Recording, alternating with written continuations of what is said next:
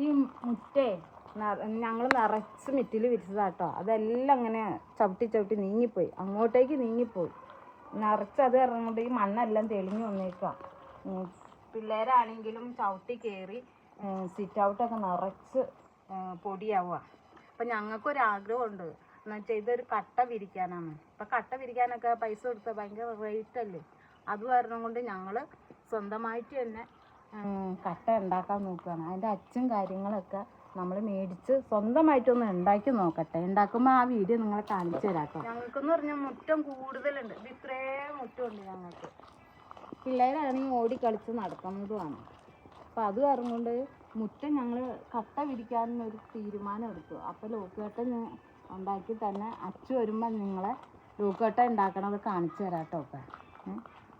അപ്പം അങ്ങനെ ഒരു തീരുമാനത്തിൽ നിൽക്കുകയാണ്. ശരിയാണ്.